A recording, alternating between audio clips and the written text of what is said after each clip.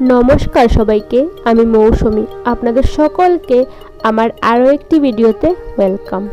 আজ 7 জুন 2025 সকাল 6:20।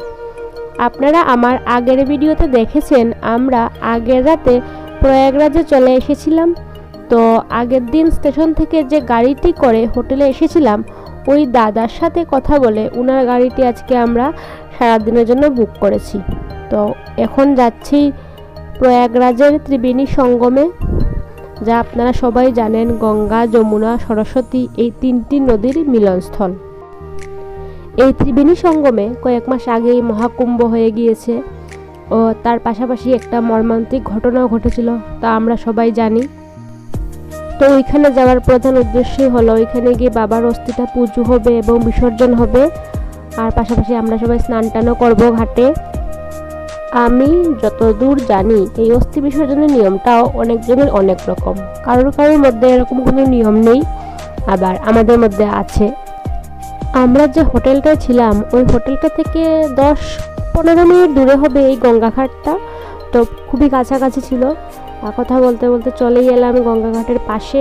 আর ওই যে দেখতে পাচ্ছেন দূরে, এটা হলো একটা আকবর ফোর্ট। আমরা সবাই হিস্ট্রিতে পড়েছি দ্য আকবর, তো ওইটা আকবর ফোর্ট।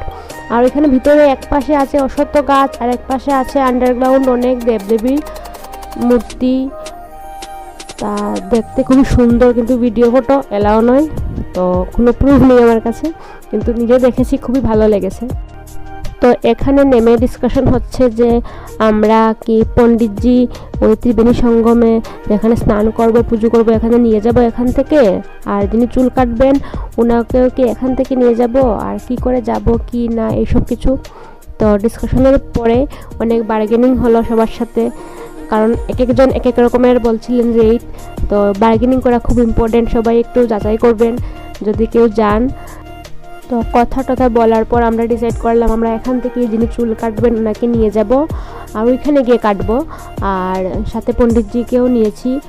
তো আর এই আমরা এটা বসে আছি নৌকাতে, সবাই লাইফ জ্যাকেট পরে, আর এই নৌকা করেই যেতে হয়। একটু সামনে গেলেই সেই পয়েন্টটা, সেই ত্রিবেণী সঙ্গম, তিনটি নদীর মিলনস্থলের যে সঙ্গমটা, ওইখানে পৌঁছে যাব। তো ওইখানে এইসব কাজ হয় বা সবাই স্নান করে ওইখানেই। তো আমরা আর সবাইকে একটাই কথা বলবো, যারা যাবেন প্লিজ সবাই আগে বার্গেনিং করে ফেলবেন। তবে এখানে একটা ভালো সুবিধা আছে যে আপনারা চাইলে নৌকা শেয়ার করতে পারবেন অন্য কারোর সাথে, যদি চান কমফোর্টেবল ফিল করেন তাহলে নৌকা শেয়ার করেও যাওয়া যায়, সেটার সুবিধাও আছে। আর একটা সুন্দর বিষয় জানলাম হলো আমরা যেখানে আছি সেটা হলো গঙ্গা নদীর উপরে, খুব চঞ্চল গঙ্গা নদী, আর ওই সাইডে ছিল যমুনা নদী, খুবই শান্ত। আর সরস্বতী নদী ছিলেন, ওনাকে দেখা যায় না একটা অভিশাপের কারণে। তো এই তিনটে নদী এখানেই আছে, কিন্তু সরস্বতী নদীকে দেখা যায় না, গঙ্গাকে দেখা যায়, যমুনাকেও দেখা যায়। তো স্টোরিটা বললেন আমাদের পণ্ডিতজি। তারপর আমাদের নৌকা থেকে নেমে এখানে একটা ফিক্স নৌকা বাঁধা থাকে, ওইখানে উঠে আমরা প্রথমে গঙ্গা, যমুনা, সরস্বতীর পুজো করলাম সবাই মিলে নারকেল দিয়ে। তারপর এখানে মা ভাই বাবুর অস্থির পুজো করছে, তারপর বিসর্জন করে সবাই স্নান টান করলাম। আর স্নান টান করে আমরা হোটেলে চলে গিয়েছিলাম, সেখানে গিয়ে আমরা চেঞ্জ করেছি, করে ফ্রেশ ট্রেশ হয়ে বেরিয়েছি সবাই ঘুরতে। ওইখানে চেঞ্জের জায়গা ছিল, তবে একটু আনকমফোর্টেবল ছিল, আর আমরা সবাই পাশেই ছিলাম, তার জন্য হোটেলে চলে গিয়েছিলাম।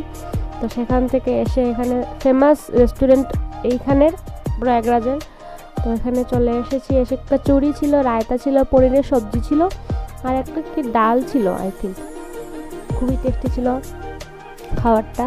তো খাবার দাবার সেরে নিরামিষ ছিল খাবার, আমরা সবাই নিরামিষ খাচ্ছিলাম ওই কটা দিন সবাই।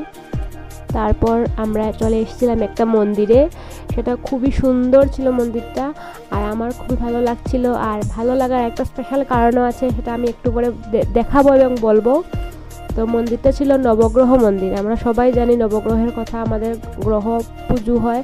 তো এই নবগ্রহের মন্দির ছিল এখানে, সাথে অন্যান্য দেবদেবীও ছিলেন, নারায়ণ, লক্ষ্মী, শ্রীকৃষ্ণ। আর এই ডান পাশে ছিল নবগ্রহের সবকটা মূর্তি ঠাকুরের, আর বাঁ পাশে ছিল লক্ষ্মী, নারায়ণ, রাধাকৃষ্ণ, গোপাল সবাই। তো আমি প্রথম না জেনেই ভিডিওটা করেছিলাম, পরে একটু লুকিয়ে তুলেই ফেললাম। তো এই হলো সেই খাটু শ্যামজি যার দর্শন এখানে পাবো আমি ভাবতেই পারিনি। এটা আমার জন্য পুরো কি বলবো আশ্চর্য ব্যাপার ছিল। আর এই গোলাপ ফুলগুলো ছিল ওনারই প্রসাদী। তো সবাই এখানে অনেকেই আসে গোলাপ ফুল এখানে উৎসর্গ করে এবং সেটা প্রসাদ হিসেবে আমরা এনেছি। আর এই হলো হনুমানজির মন্দির। তারপর এখান থেকে আমরা এসেছি নাগবাসুকী মন্দির, যেই মন্দিরটা গঙ্গা নদীর থেকে অনেক উপরে, কিন্তু যখন বৃষ্টি হয় তখন এই সিঁড়ি অবধি জল চলে আসে প্রচণ্ড বৃষ্টির কারণে। আর এই মন্দিরে ভিতরে ক্যামেরা এলাও ছিল না, তবে আমি যা করলাম লুকিয়ে একটু তুলেই ফেললাম। তো এখানে নাগবাসুকীর মূর্তিও ছিল, শ্রী রাধারানীর মূর্তিও ছিল এবং আশেপাশে সবাই যজ্ঞ করছিল, খুবই ভালো লাগছিল। আর তার মধ্যে একজন মহিলা উনিও যজ্ঞ করেছিলেন, যেটা দেখে আমি তো খুবই ইমপ্রেস হয়ে গেছি, কি বলবো, কোনো ভাষা নেই আমার বলার। আমার এদিকে ঠাকুর দর্শন করতে এসে একটা জিনিস খুব ভালো লেগেছে, সেটা হলো এখানে সব ঠাকুরকে তুমি স্পর্শ করে প্রণাম করতে পারবে, যেটা আমার খুবই ভালো লেগেছে। আর এটা হলো মহর্ষি ভারদ্বাজ আশ্রম, যেখানে আছে শ্রীরামচন্দ্রের পাদুকা, যেই পাদুকা ভরত রামচন্দ্রের কাছ থেকে চেয়ে এনেছিলেন রাজ্য শাসন করার জন্য। এবং তারপরে আমরা রুমে গিয়ে ফ্রেশ হয়ে চেঞ্জ করে চলে গেছিলাম গঙ্গা আরতি দেখার জন্য। এবং সেখানে গিয়ে আমাদের সঙ্গে একটা খুবই ভালো একটা ঘটনা ঘটলো, অবিশ্বাস্য ঘটনা আমি বলবো। তো এখানে সবাই আরতির জন্য দাঁড়িয়ে আছি, আমরা সবাই মাসি, আমি, বৌদিভাই, ওই পাশে মা, পাপ্টু ভাই ছিল। তো এখানে কি হয়, প্রথম আমাদের বললো আপনারা সবাই ঘুমটা দিন, তো আমরা দিলাম। তারপর অডিয়েন্সের থেকে এখানে প্রত্যেক দিন আরতির জন্য ডাকা হয়, তো সেখানে সেই চান্সটা আমরা পেলাম। আমাদের বললেন আপনারা যদি করতে চান তাহলে সামনে যান। তো এতে একটা ভালো সুযোগ পেয়ে কেউ কি হাতছাড়া করবে বলুন তো। তো আমরাও চলে গেলাম।